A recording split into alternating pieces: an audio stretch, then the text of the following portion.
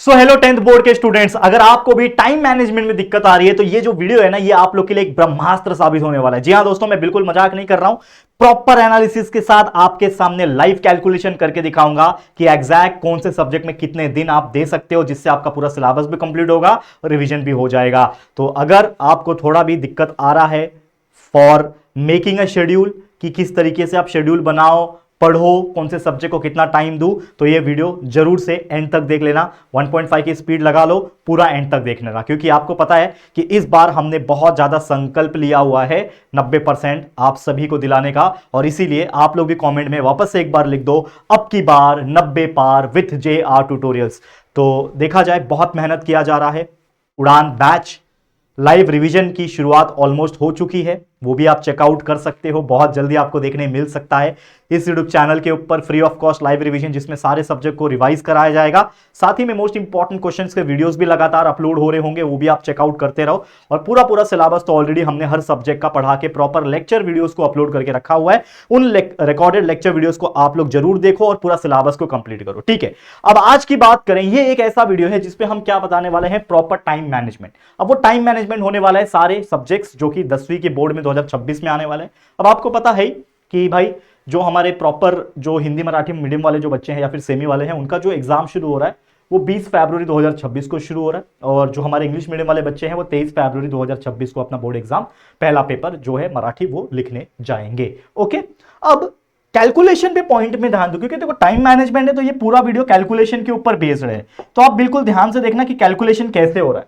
आज जो ये वीडियो, जिस दिन आपको ये वीडियो जो है देखने मिल रहा होगा, वो जो तारीख है दोस्तों वो है 13 जनवरी। कितना है दोस्तों? 13 जनवरी 2026 को ये वीडियो अपलोड हो रहा होगा। अब ये वीडियो 13 जनवरी को अपलोड हो रहा है, मतलब हमारे पास एग्जाम्स के लिए कितने दिन बच गए हैं अगर हम काउंट करें। 13 का दिन भी अगर आप कंसीडर करना चाहते हो तो कर सकते हो। तो 13, 14, 15, 16, 17, 18, 19, 20, 21, 22, 23, 24, 25, 26, 27, 28, 29, 30, 31, यहां पे हो गया कितना दिन? 19 दिन हो गया। और फरवरी में 20 दिन, मतलब कुल मिला के 39 डेज है मेरे पास।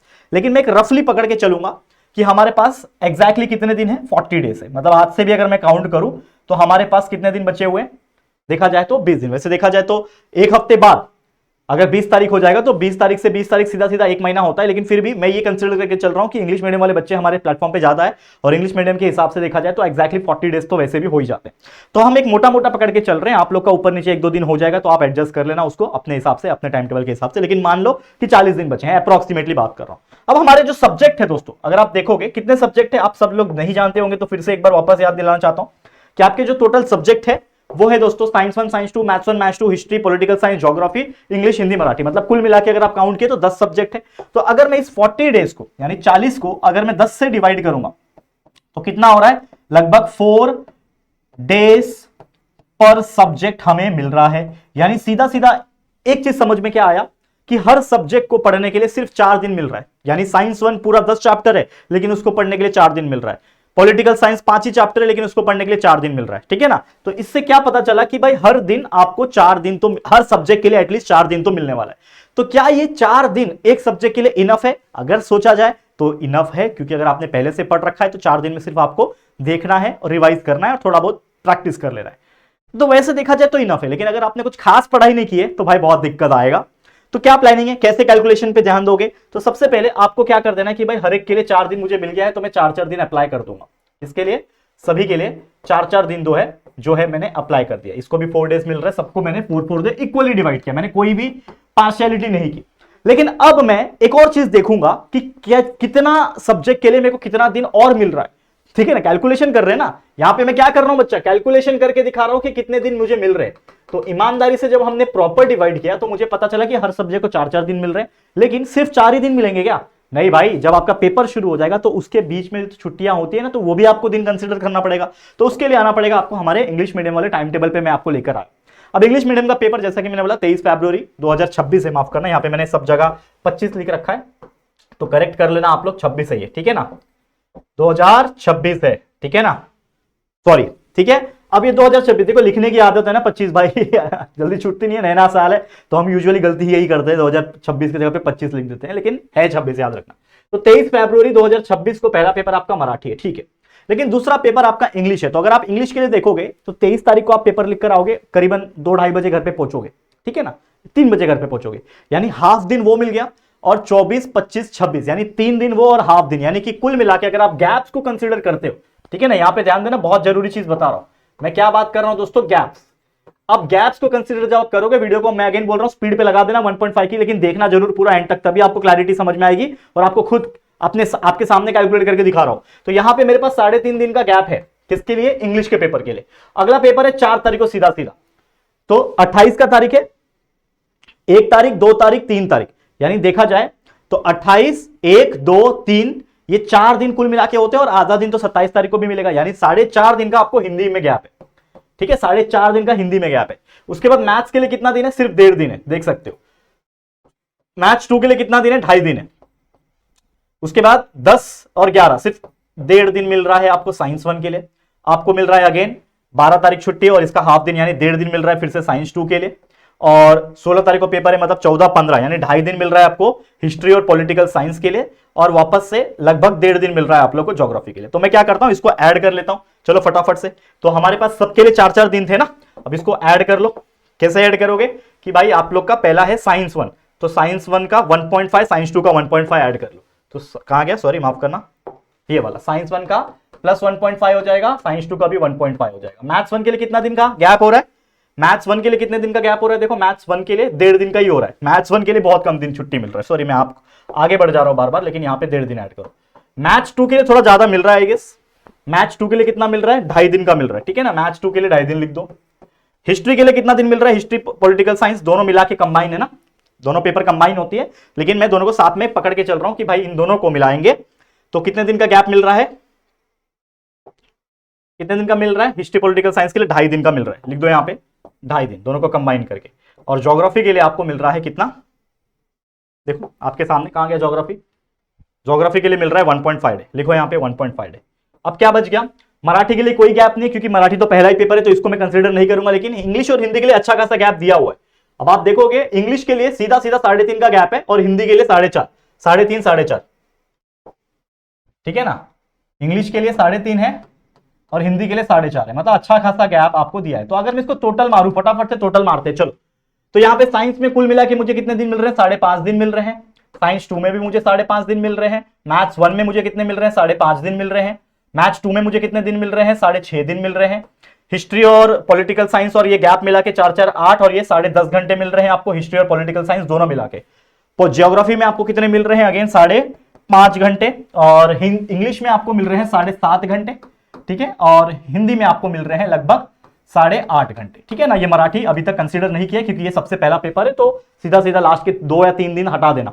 मतलब अगर आपका पहला पेपर 23 को है ना मराठी, तो मतलब 20, 21, 22 ये 3 दिन तो आप सीधा सीधा मराठी प्रिपेयर करोगे, वो तो माइंड में डाल के चलो। अब आपको आ जाते हैं टॉपिक पे।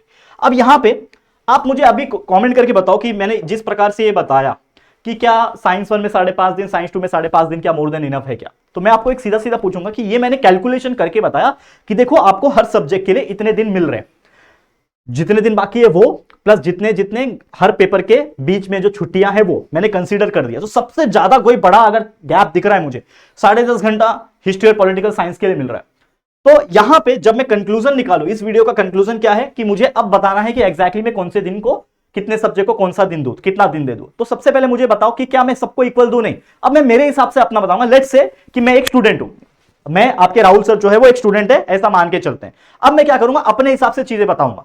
तो सबसे पहले मान लो कि साइंस 1 में 10 चैप्टर है और मुझे कितने दिन मिल रहे हैं, यहां पे 5.5 दिन ही मिल रहे हैं कुल मिला के। तो क्या साइंस 1 में 5.5 दिन में कर सकता हूं, क्या कर सकता हूं, लेकिन मुझे ऐसा लगता है कि यार कहीं ना कहीं 5.5 दिन थोड़ा कम है, तो मैं क्या करूंगा, थोड़ा सा उसका बढ़ा दूंगा। तो 5.5 के बदले मैं सोच रहा हूं कि साइंस 1 में, क्योंकि कुल मिला के मेरे पास अच्छा खासा दिन मिल रहा है ना, तो मैं क्या करूंगा, थोड़ा एडजस्ट करूंगा, जिसमें ज्यादा है उसको कम कर दूंगा, मतलब जिसमें मेरा एक्सपर्टीज अच्छा है। फॉर एग्जांपल मुझे मैथ्स 1 बहुत अच्छे से आता है, मैथ्स 1 में कम टाइम दूंगा, तो मैं क्या करता हूं, साइंस 1 में कुल मिला के मैं 8 दिन दे देता हूं। तो आपको 8 दिन आपको क्या करना है, साइंस 1 पढ़ना है। साइंस 2 में मैं कोशिश करता हूं 8 दिन दे दूं, ठीक है, तो काफी है इतना। मैथ्स 1 6 चैप्टर है, तो मैं 3 दिन भी दूंगा तो भी मेरा काम चल जाएगा, ठीक है ना। मैथ्स 2 में 4 दिन दे दूंगा तो भी मेरा काम चल जाएगा। हिस्ट्री में 9 चैप्टर है, और हिस्ट्री और पॉलिटिकल साइंस दोनों मिला के 10.5 घंटे हो रहे थे, ठीक है, 10.5 दिन हो रहे थे, माफ करना, ठीक है ना। ये चीज आपको ध्यान में रखना है, ठीक है ना, 10.5 दिन हो रहे थे, नॉट घंटा, एग्जैक्टली ये दिन है, ठीक है ना। तो वो आपको अपने हिसाब से एडजस्ट कर लेना है। तो लेट्स से मैं यहाँ पे हिस्ट्री में दे दूंगा 9 चैप्टर पढ़ना है, तो 5 दिन काफी हो गया हिस्ट्री के लिए। और पॉलिटिकल साइंस को मैं 2 दिन दूंगा, तो मैं 7 दिन यहां पे कर सकता हूं। ज्योग्राफी में 9 चैप्टर पढ़ना है, 5 दिन बहुत हो गया, ठीक है ना। अभी इंग्लिश ऑलरेडी मुझे पता है कि भाई अच्छा खासा गैप भी मिल रहा है, तो मैं क्या करूंगा, इंग्लिश को जितना मैंने अलॉट किया है यहाँ पे, कितना अलॉट हुआ है यहाँ पे इंग्लिश के लिए, देखो इंग्लिश के लिए कितना मिल रहा था मुझे यहाँ पे 7.5 घंटे मिल रहे थे, सॉरी 7.5 दिन मिल रहे थे, तो मैं सिर्फ 5 दूंगा तो भी चल जाएगा। हिंदी के लिए जो 8.5 दिन मिल रहे थे उसको भी मैं अगर 4 दिन दे दूं तो भी बहुत हो जाएगा। और मराठी के लिए मुझे कम से कम 3 दिन देना है। तो इस हिसाब से आप लोग डिसाइड कर लेना कि कौन से कैलेंडर में कितना दिन आपको देना है, ये आपके हिसाब से अपने मन से बना लो जितना आपका कैलकुलेशन हो रहा है, ठीक है। एंड जाते जाते लास्ट मोमेंट टिप्स आपको देना चाहता हूं, सक्सेस मंत्र, जो कि लास्ट ईयर के बच्चों को भी सेम दिया था, आपको भी सेम देने जा रहा हूं कि आपको ले लेना है आपका डाइजेस्ट या 21, मैं रेफर करता हूं 21 भी, और आपको मैं रेफर करूंगा डाइजेस्ट भी। कोई प्रमोशन नहीं, अगेन आप जानते हो मैं नहीं करता, लेकिन एक सजेशन दे सकता हूं, अच्छी बुक है 21, टू बी ऑनेस्ट। डाइजेस्ट ले सकते हो, जो भी आपका पब्लिकेशन आपको अच्छा लगता है वो ले सकते हो। अब सबसे पहला काम सुन लो, क्या करना है। सबसे पहले जितने भी वीडियोस थे, अगर आपको लगता है कि इस सब्जेक्ट इस टॉपिक में डाउट है, वीडियोस उठा के देखो, रिकॉर्डेड देखोगे ज्यादा प्रेफरेबल है, टाइम बचता है उससे, देख लो। वो होने के बाद सीधा सीधा आ जाना है आपके 21 या फिर डाइजेस्ट पे, सिलेबस कंप्लीट करना पहला रिस्पॉन्सिबिलिटी है, ठीक है। उसके बाद कोशिश करना है कि जितना आपने प्रैक्टिस कर लिया या फिर याद कर लिया उसको रिवाइज कर लो। जैसे रिवाइज हो जाएगा उसके बाद आपको पीवाईक्यू देखना है। उस पीवाईक्यू में देखना है कि क्या कोई ऐसा क्वेश्चन पिछले 2-3-4 साल के क्वेश्चन पेपर में आया था जो मैंने अभी तक पढ़ा नहीं है, तो उसको उठाओ और सबसे पहले उसको भी याद कर लो। क्योंकि जो आपने पहले से क्वेश्चन आंसर पढ़ के रखा है वो तो ठीक है, लेकिन हो सकता है ना पीवाईक्यू में से भी बहुत सारे क्वेश्चन रिपीट होते हैं, आ सकते हैं, उसके जैसा आ सकते हैं, तो सीधा पीवाईक्यू देना है, प्रैक्टिस कर लेना है। फिर कोशिश करना है एक मॉक टेस्ट दे दो। मॉक टेस्ट मतलब क्या होता है, कोई भी रैंडमली क्वेश्चंस उठाओ और उसको सॉल्व कर लो। या फिर मेरा तरीका ये मैं बोलता हूं कि जैसे आपका 2 घंटे का पेपर होता है ना एग्जाम में, रियल एग्जाम में, आंसर शीट मार्केट में मिलता है, स्टेशनरी में जाओगे, बोलना बोर्ड एग्जाम का आंसर शीट चाहिए, मिल जाएगा आपको, उस पर खाली दूसरी कंपनी का नाम वाम लिखा रहता है, वो ले लेना। टाइमिंग लगाना 2 घंटा, पिछले 2-3 साल में से किसी एक क्वेश्चन पेपर को उठाना, जैसे साइंस 1 का उठा लिया और उसको 2 घंटे का टाइम लगा और सॉल्व करो। देखो रियल एग्जाम वाली फीलिंग आएगी, ऐसा लिखो। और आप खुद से जब उसका कंप्लीट हो जाएगा तो खुद से उसको क्या करो, गलतियां चेक करो कि क्या आपने कोई गलत तो नहीं किया, कहां पे आप मिस्टेक कर रहे हो, कहां पे आप अटक रहे हो, तो ये आप काम कर सकते हो, ठीक है। तो वीकनेस को हाईलाइट करना कि जो गलती आ रही है उसको सुधारो, वापस से स्टडी करो, वापस से रिवाइज करो, और इस प्रकार से आप 1-2 बार जब कर लोगे आप फुल तैयार हो जाओगे अपने बोर्ड एग्जाम में 90+ सिक्योर करने का, ये मेरी गारंटी है, ठीक है। तो ऑल द वेरी बेस्ट बोलना चाहूंगा। और उड़ान बैच 4.2 के लाइव रिवीजन जैसे कि आपको मिल रहे होंगे, तो फटाफट से देखना भी स्टार्ट कर देना, ठीक है। तो ऑल द वेरी बेस्ट। चलो आज के लिए फिलहाल इतना ही। उम्मीद करता हूं कि ये जो टाइम मैनेजमेंट जो मैंने आपको बताया है, इस प्रकार से आप अपना खुद का एक टाइम शेड्यूल बना लोगे, अब इसको रेफरेंस मान के और प्रैक्टिस करना स्टार्ट कर दोगे। तो ऑल द वेरी बेस्ट।